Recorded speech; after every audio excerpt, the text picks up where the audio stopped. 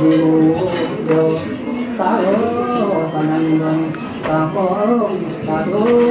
tu si nam ta nói còn cứ na thì ta dùng hữu sa mình người đã đơn tu dùng vì vừa để tu diu yo yo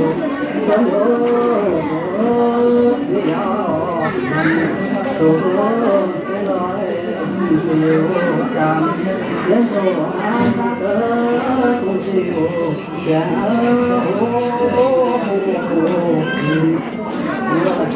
để có các bài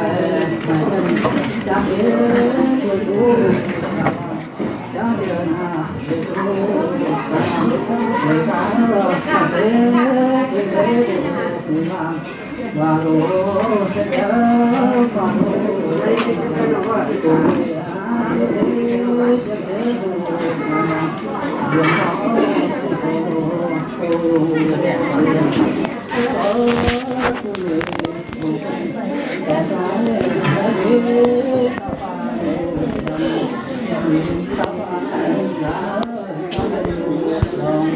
vì sao ta lại đi đó nhiều ta không ta cũng nhiều nam ta nói còn cứ nam thì ta dùng những hữu ta mình người hát đơn số vì cửa vì cũng là vì bù nhiều chúng lỗ với nhỏ mình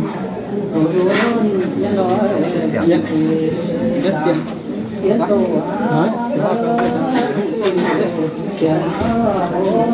Bố đâu?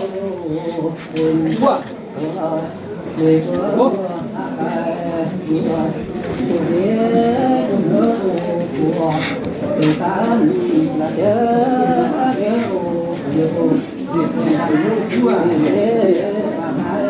Lọt lên nhắn con còn thế các dấu thì thành tiền họ xây thổ tu ở vì sáu ba để sao phá thành sáu liên đủ đồng vì sao biết lòng nó là vì sao là cái đồng sao đó ta có tu si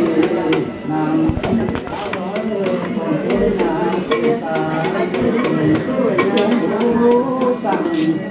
Hãy subscribe cho kênh